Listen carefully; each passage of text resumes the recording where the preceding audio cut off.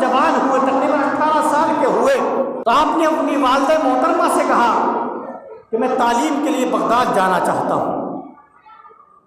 آپ کی والدہ محترمہ نے اجازت دے دی، بولا بیٹا ٹھیک ہے، علم دین کے لیے منع نہیں کیا جا سکتا، جبکہ تمہاری کامیابی وہیں پر موقوف ہے، مطلب وہیں جاؤ گے تو علم زیادہ حاصل ہوگا، تو ٹھیک ہے تم وہاں پر جا کے تعلیم حاصل کر سکتے ہو۔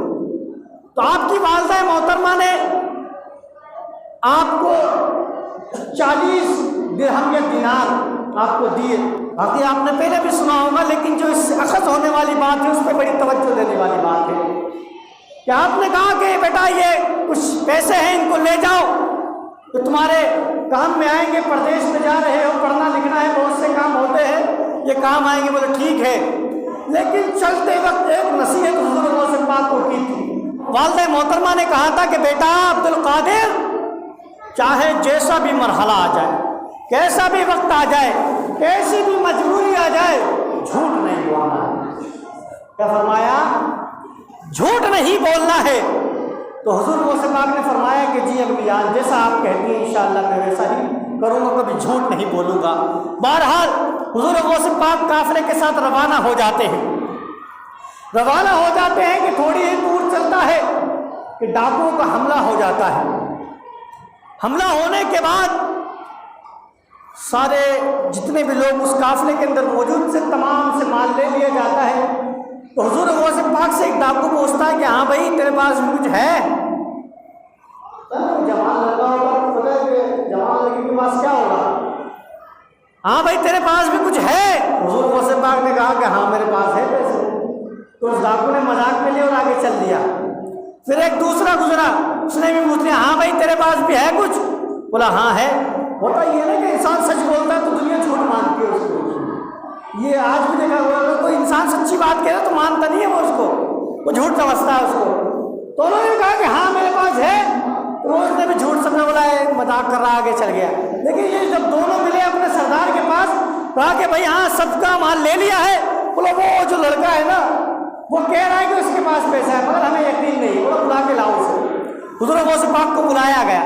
بولا ہاں بھائی تم کہہ رہے ہو کہ تمہارے پاس پیسہ ہے؟ بولا جی پیسہ ہے۔ بولا کہاں ہے؟ تو آپ کے پاس ایک گدڑی تھی، اس کو پھاڑا گیا، اس کے اندر 40 درہم یا دینار نکلے۔ بولے یہ میرے پاس ہے۔ تو ڈاکو تعجب میں پڑ گیا، وہ حیرت میں پڑ گیا۔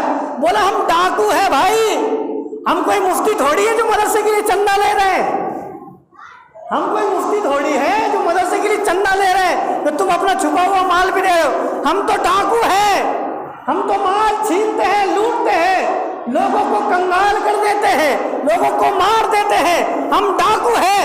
تجھے تو اپنا مال ہم سے چھپانا چاہیے تھا، تو بتا کیوں رہا ہے؟ حضور غوث پاک فرماتے ہیں کہ یہ تو 40 درہم ہے۔ ایک طرف ہے میری ماں کی بات کہ جب میں اپنے گھر سے چل رہا تھا میری ماں نے کہا تھا بیٹا عبد القادر جھوٹ نہیں بولنا ہے، جھوٹ نہیں بولنا ہے، تو کیا میں ان 40 درہم و دینار کے چکر میں اپنی ماں کی بات کو ٹھکرا دوں، اپنی ماں کے دل کو ٹھیس پہنچا دوں، اپنی ماں کو تکلیف پہنچا دوں؟ یہ ہرگز نہیں ہو سکتا ہے۔ اور میرا وجدان تو یہ کہتا ہے کہ 40 درہم و دینار ہے، میں کہتا ہوں کہ 40 لاکھ درہم و دینار بھی ہوتے تو حضور غوث پاک ان کو بھی دے دیتے،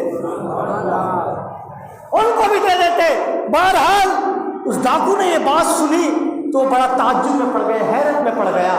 وہ کہنے لگا اے عبد القادر کہ تو نے اپنی ماں سے ایک وعدہ لیا تو تو اس کو نبھا رہا ہے، ایک ہم ہے کہ جس نے رب سے وعدہ لیا ہے، رب سے وعدہ لیا ہے اور ہم اس کو توڑ رہے ہیں۔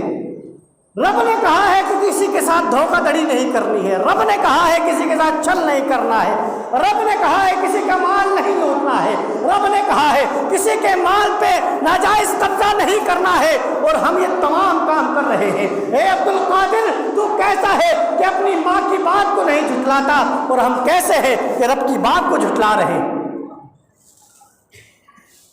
لیکن حضور غوث پاک اللہ کے ولی تھے، ان کی یہ ادا ان ڈاکوں کو اتنی پسند آئی، اتنی پسند آئی، کہا کہ عبد القادر اب تک تو زندگی گزری مگر آج ہم تیرے ہاتھ پر بیعت کرتے ہیں اور آج ہی تمام گناہوں سے توبہ کرتے ہیں۔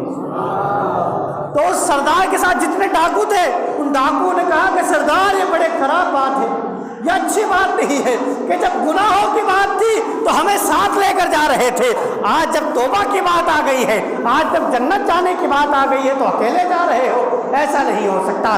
जब आप हमारे डकैती के अंदर भी हमारे सरदार थे तो अब हमारे तौबा में भी आप हमारे सरदार हैं। तो पता क्या चलता है कि इंसान के अंदर अपना तकवा और परहेजगारी आए तो फिर उसके जरिए से इस्लाम फैलता हुआ नजर आता है। अब आप बताओ, हुजूर गौस पाक ने कौन सी तबलीग की थी उनके सामने, कौन से उन्हें कहा था कि साहब नमाज पढ़ो, ये जनाब वाला ज़कात दो और जनाब वाला हज करो, ये करो फलाना करो, कुछ नहीं करा, सिर्फ अपने अखलाक को पेश किया। और उस अखलाक का नतीजा क्या हुआ कि जो डाकू थे वो सारे के सारे ईमान लेकर आ गए। अब आप देखें, और आज हम और आप उनको याद तो कर रहे हैं, लेकिन उन्होंने जैसी जिंदगी गुजारी है, उन्होंने जैसा काम किया है, उस काम से हम रूगर्दानी कर चुके हैं, उस काम को हम नहीं कर रहे हैं, हम वो करते हैं जो उसके खिलाफ है।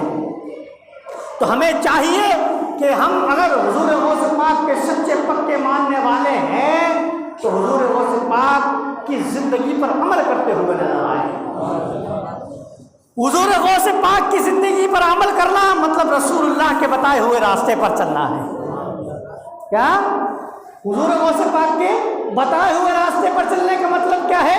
हुजूर के बताए हुए रास्ते पर चलना, क्योंकि हुजूर गौस पाक ने पूरी ज़िंदगी वही काम किया है जिसका हुक्म रसूलुल्लाह ने दिया है, जिसका हुक्म अल्लाह ने दिया है, वही काम हुजूर गौस पाक पूरी ज़िंदगी करते हुए नजर आए हैं। याद रखना, हुजूर गौस पाक ने कभी नमाज नहीं छोड़ी है, तो हमें चाहिए कि हम भी नमाज पढ़ें। हुजूर गौस पाक ने कभी कोई गलत काम नहीं किया है, हमें भी चाहिए कि हम गलत कामों से तौबा करें और अपने असलाफ की ज़िंदगी को अपने लिए नमूना बनाएं कि वाकई ऐसे हमारे बुजुर्ग होते हैं। आज जो हमारे ऊपर उंगलियां उठती हुई नजर आ रही है वो इसीलिए आ रही है कि हमने अपने असलाफ को भी छोड़ दिया है, हमने नबी को छोड़ दिया, हमने अपने बुजुर्गों को छोड़ दिया, अपनी तरीके से ज़िंदगी जीने लगे हैं, तो लोग हम पर उंगलियां उठा रहे हैं, लोग हम पर बात कर रहे हैं, लोग हम पर कमेंट्स कस रहे हैं। ये सारी की सारी बातें इसलिए है क्योंकि हमने बुजुर्गों को छोड़ दिया है। इसलिए हमें चाहिए कि हम बुजुर्गों के बताए हुए रास्ते पर चलें। सबसे बड़ी करामत हुजूर गौस पाक की यही है कि आपने कभी ज़िंदगी के अंदर नमाज नहीं छोड़ी है। सबसे बड़ी करामत हुजूर गौस पाक की यही है कि आपने पूरी ज़िंदगी शरीयत के खिलाफ कोई काम नहीं किया है। ये सबसे बड़ी करामत है। तकवा सबसे बड़ी करामत है, मुत्तकी होना ये सबसे बड़ी करामत है, परहेजगारी करना ये सबसे बड़ी करामत है। हवा में तो कोई जादूगर भी उड़ लेता है, हवा में उड़ना ये परहेजगारी की और तकवादारी की अलामत नहीं है, वली होने की अलामत नहीं है। वली होने की अलामत ये है कि आप शरीयत के बड़े पाबंद हैं। तो इसलिए हुजूर गौस पाक के मानने वाले